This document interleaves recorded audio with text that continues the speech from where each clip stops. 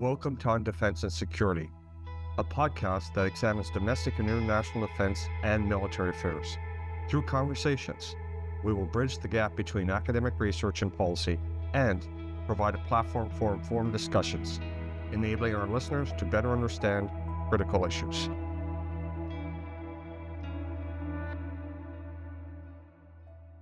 So, Leigh, Dr. Spanner, lovely to have you to have this conversation.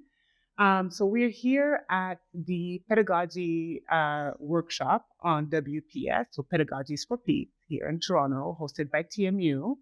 And thank you so much for joining our workshop. I'm so pleased to be here. It's lovely to connect with this community, and I know people from other experiences, and we've kind of coming together, which is a really lovely thing. Yeah. So you're now where? I am at St. Mary's University in Halifax in the Department of Political Science and Global Development Studies. And how long have you been there? Just over a year now. So I began in January of 2024. Congratulations. Thank you. How did it feel? Great. Yeah, it's lovely. I feel, I'm very happy there. It's been a welcoming space. The student body is engaged, and it's great. So what have you been teaching? So I have been teaching Canadian foreign policy. Right now I'm teaching a class on gender and international relations. In the fall I taught politics and sex course. So that was a little bit more focused, I suppose, on the state's intervention in gender relations and family dynamics. Certainly my research on military families aligns with the state's interest in constructing particular types of families, and especially in support of militaries. But that course was a bit broader than. And how was the course received? Quite well. Also, I think what is happening in politics, both in Canada and the United States, made it quite timely to be discussing these things. I had my students engage with some of Project 2025, especially around gender identity, constructions of families, this, concerted effort to keep marriages intact and men working and mothers at home. And Yeah. So this is actually one of the reasons why I wanted to talk to you, because I'm fascinated by your project on military families. It speaks a lot to Cynthia Enloe's research on the importance that gender plays in supporting military efforts worldwide. But your research focuses specifically on Canada, on the types of policies that are in place, and the role that the Canadian military family plays in supporting Canadian military efforts. So, can you tell me about first the story of origin of this particular research? That's it. I mean, certainly my work is inspired by Cynthia Enloe and sort of, the foundational feminist IR question about where are the women, what's not being spoken about. Militarism as a political project and an ideology fascinates me quite a bit. And I think I just arrived to military families because of the invisibility of this. I'm also very interested in sort of what practices and dynamics and people or groups are invisibilized, and then what is the power relationship, or who benefits from that invisibilization, right? And why isn't this being talked about? So I mean, I don't recall the aha moment, but it was just a response to this isn't talked about. I also tend to gravitate towards things on the margins. So I'm an IR scholar, but I deal with families that are private and the relationship that military families have with the Canadian government, which is domestic. So I trouble, or my attempt is to trouble these conceptual and political divisions between everyday, local, national, and the global. I think it's interesting that you talk about what's invisible, because having spent quite a bit of time in the US, I'm very aware of the ways in which, publicly at least, there's a very large discourse about the importance of the home fronts, Mm-hmm. right? So the military family and the different types of support that they have across different bases and the transitions and the kind of idea that is in popular discourse. I'm not sure about the scholarship, but the popular discourse of the role that the family offers to support soldiers abroad. Right. But it's not something that is openly part of the discourse in Canada. And it seems to me that it's something that, as you say, is quite invisible and yet quite important. So what is your key research question or some of the key research questions that you're interrogating at the moment? Yeah, so my overarching sort of attempt is to interrogate the ways or discover the ways in which military families contribute to the operational effectiveness of the Canadian Armed Forces, and how those relationships are gendered. And so my research challenges this idea that as the Canadian government has partnered more formally with military families to support them in their well-being, that has actually opened the door for a greater relationship of perhaps exploiting that contribution and exploiting that contribution that is gendered. Can you tell me a little bit of a chronology of how those policies have changed in the recent years? Yeah. So one of the lenses through which I trace this shift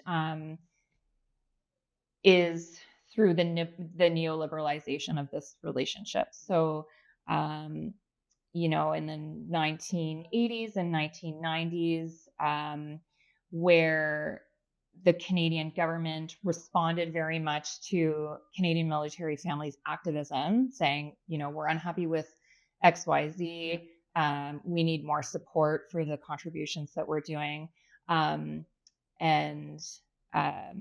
Those contributions were very much framed around ideas of loyalty to your spouse, a love and commitment to your family. So very much within a gendered trope of like the traditional heteronormative family.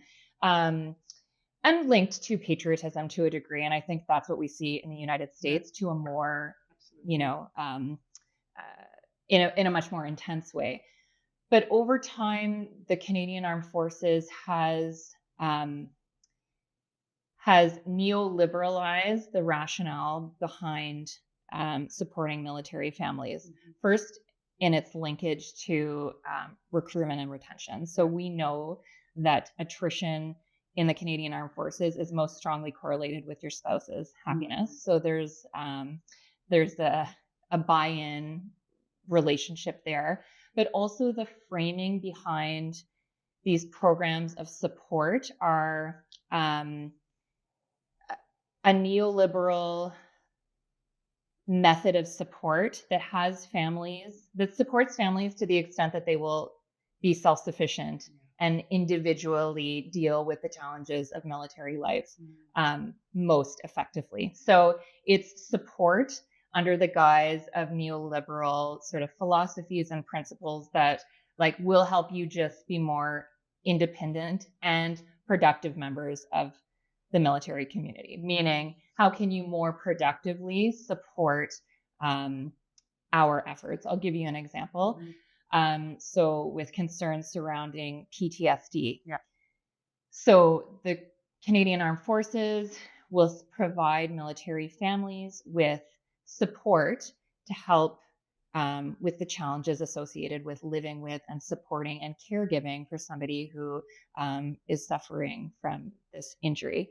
And often what that looks like are training modules or pamphlets about how can you just be more resilient as a human being, right? So let's focus on getting adequate sleep, good nutrition, taking time for yourself, all the while, here are the signposts for PTSD, for example. So it's basically incorporating usually women spouses in the caregiving of let's recognize this, let's support this, but also train yourself and equip yourself with the skills to be better able to deal with your spouse who is injured with PTSD. And we don't have to do anything more concrete about that. Yeah. So let me ask you something. How does the government put in place these types of programs that are more focused on resilience and self-sufficiency while trying to get some sort of buy-in into the role of the military family? It seems to me there's a contradiction between, this is what the military family should be. This is the type of supports we would provide to the military family, which is more the American model of scarcity, because they do something very similar, right? Where it's really much you're on your own. You have a few communities, and together, you're responsible for upholding the needs of your spouse, being deployed. But here, it seems to me that from what you're explaining, they're really focusing on self-sufficiency. So what type of discourses are in place for buy-in? So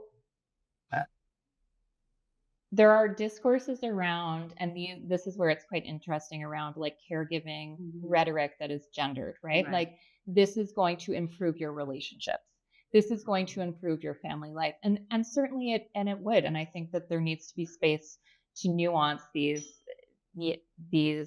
relationships of power, these policy and program initiatives that really, they might be helping people on the day to day. And in my interviews, that is true in some cases. But what does that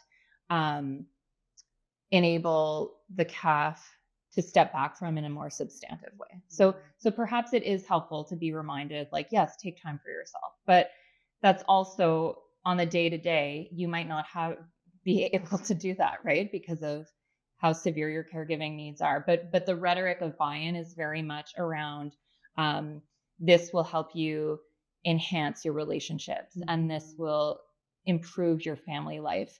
And these discourses are quite gendered because it's targeted at women caregivers. And as we know, women are framed and operate more relationally, right? As opposed, so it does sort of also challenge this neoliberalization, but it works in with that trope of female caregiving as relational, because you are in charge now of making yourself a better caregiver. You are in charge now of equipping yourself with the skills of resilience to make your relationships and family life better. So in a context where the Canadian Armed Forces are trying to diversify their workforce, of course, with a primary focus on retention and recruitment and meeting their targets in terms of numbers, how do those policies or these programs work in a context where you have women who are in the armed forces? Is there a tailoring of some of the language towards men? Do men who are caregivers to women members of the armed forces, do they respond the same way? I mean, you have been able to get some of these interviews that kind of maybe disaggregate, which gender is in the armed forces and who's the caregiver and how they respond? Yeah, it's an important question, and it has been challenging because 98% of civilian spouses are women.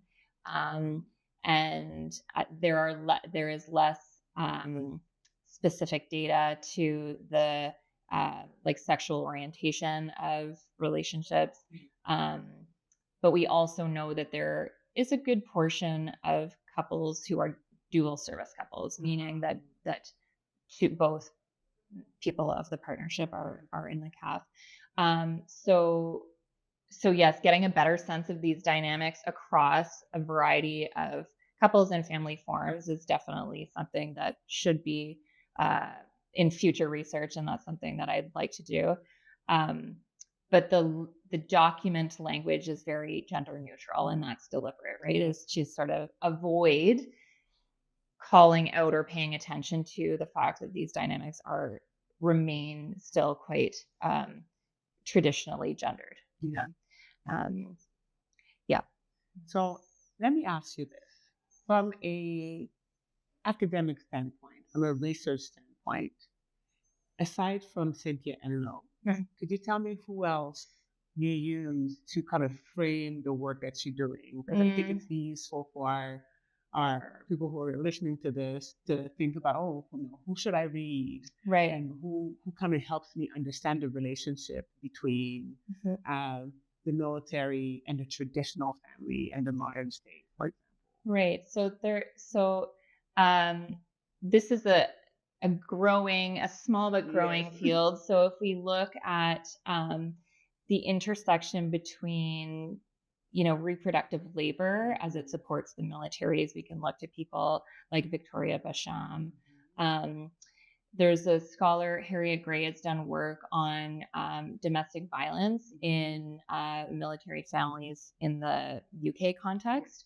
And so conceptually, to understand the relationship between the private and the public is really quite interesting. And in fact, the question of gender-based violence in military families has not been taken up in the Canadian context since the 1990s, which links quite appropriately to why we're meeting today. If we want to talk about, the Women, Peace and Security Network, Women, Peace and Security Agenda, and how we might start to domesticate our approach to this or our understanding of this to also include experiences for, family members of military service people. And that's something that I'm interested in pursuing as well. For example, if we look to the context of Nova Scotia and the Desmond inquiry, the inquiry report was just released about a year ago now, and it's still very much, and certainly speaks to the inadequate support, mental health support that Desmond had after his service in Afghanistan. And importantly points to, the intersectional component of this, like African Nova Scotians in rural places, like what needs to be done from the VA's perspective. Of the 19 recommendations, I think only 1 or 2 refer to the domestic violence component of this. So the focus is very much placed on the military service person, and then we lose the other component of this too. Is did the family, his wife, his mother, have adequate supports as the civilian in this? But military families and veteran families aren't exactly civilians either, right? So they sort of fall through the cracks in these discussions, which is another sort of interesting way I think we should pay our attention to troubling, the domestic, the local, the civilian, military, these dichotomies that render certain people invisible. Yeah, and I think it's extremely important work. So from the academic research standpoint to then the kind of pedagogical aspect of it, you said that you taught a class on politics and sex last semester. Yeah. Right, where I'm assuming some of the research that you're doing kind of informed how you crafted the course. Mm-hmm. Yeah, so tell me a little bit about how you taught that class. Oh my goodness, yeah. I have to go back in my brain to that now. So if I'm to connect between, the Canadian government's relationship with military families, I structured politics and sex around the broad question of to what degree does the state interfere in or attempt to shape gender identity and gender relationships. A large focus of that was in the family, but more broadly than that. So we spoke about reproductive technologies, for example, and how that is gendered, racialized, and classed. So what are reproductive technologies? Oh, so in vitro fertilization, for example, and so how the medicalization of infertility has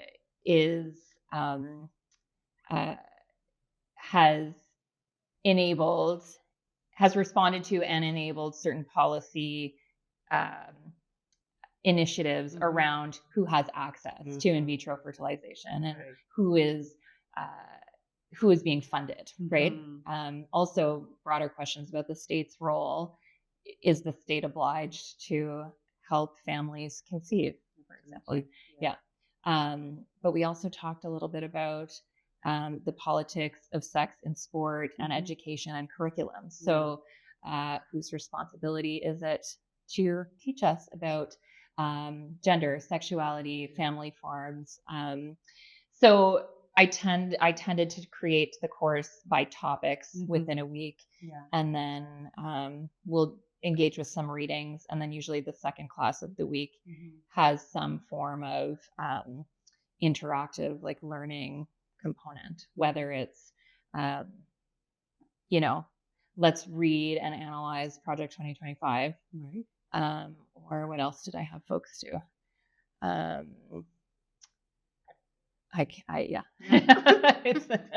It seems like a lifetime ago now. A lifetime ago, Yeah. I mean, the first year of prep as well, when you're teaching, there's so much going on, right? So if you were to teach politics, politics and sex, or politics of sex? It's politics and sex. Politics and sex. Post inauguration in the United States. Okay. Given all this particular conversation about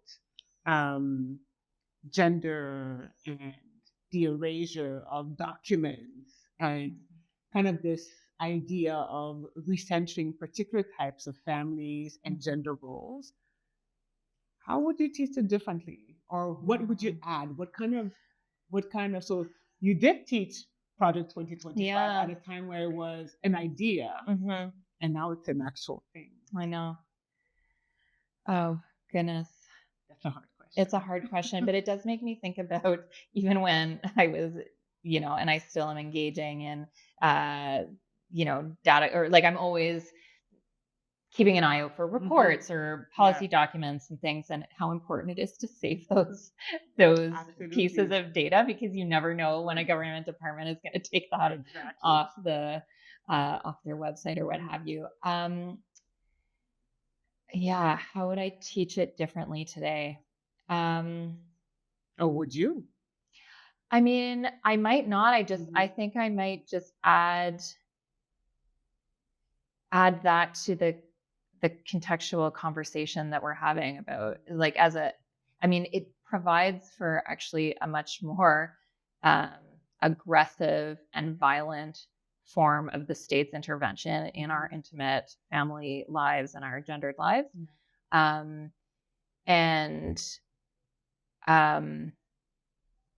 In some ways it sort of proves the point that I try to drive home to this course in particular, is that states care about their citizens and how they shape their identities from a gendered perspective, who they sleep with, who they live with and care for children with, or their aging parents with. They are deeply invested in constructing certain relationships and structures, because it's tied to militarism, capitalism, settler colonialism. And so, it's disheartening what's happening, but it also reinforces in a very highlighted, accentuated way that these intimate, what we might think are apolitical dynamics, are actually quite important and quite political. Absolutely. I'm going to ask you one last question that may be out of left field, but I think it's very much linked to this conversation in what you taught your students last semester, is the way in which states are actually invested in politics over production, on particular types of families, even in contexts where states consider themselves quite liberal, right, progressive. Right. We've been having echoes in the news about demographic crises in various countries. South Korea is the example that everybody talks about right now. Yeah. There's other places in Europe where people are talking about this. At the same time, people are pushing immigration into the margins of what is acceptable. Nobody wants to deal with immigration. In fact, there's a very violent backlash against immigration. But there are concerns about who is reproducing. Yeah. and about what are the impacts for the economy. So I want to know, have you had some thoughts about these conversations and how it kind of supports some of the argument that you make in your research or in your teaching? Yeah. Yeah, I think that, and this is what's, if we talk about nationalism and how that's gendered and how women play a particular role in shaping the nation because they're the bearers of future generations, right? So, but states as, for the most part, patriarchal institutions are also usually committed to racial and ethnic logics. And so controlling women's reproduction is of paramount importance to that, right? So we know we need 2.4 children per woman to maintain the population growth. But of course, as we see right now, it's certain women, right? Certain types of women that are racialized and classed in particular ways as the bearers of the nation or the representation of the nation. So, we see that very, it's on steroids at this point. And it's quite alarming. Yeah. What about good thoughts? Good thoughts. So what about? Well, this is a good thought. Like being in spaces like this is hopeful. Yes. That and the American scholar this morning who mentioned that in DoD in the United States, like there are still people very much committed to women, peace and security initiatives or just feminist goals more broadly. That relieves me a little bit, and I think solidarity is important. And finding in a moment where it's very easy to have,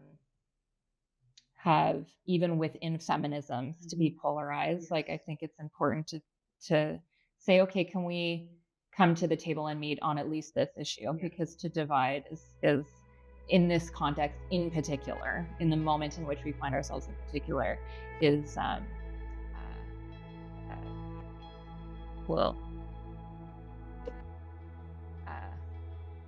guess be to the detriment of us all. Absolutely. Yeah. Absolutely. Yeah. Thank you so much. Thank you, Yolande. That's lovely to speak with you.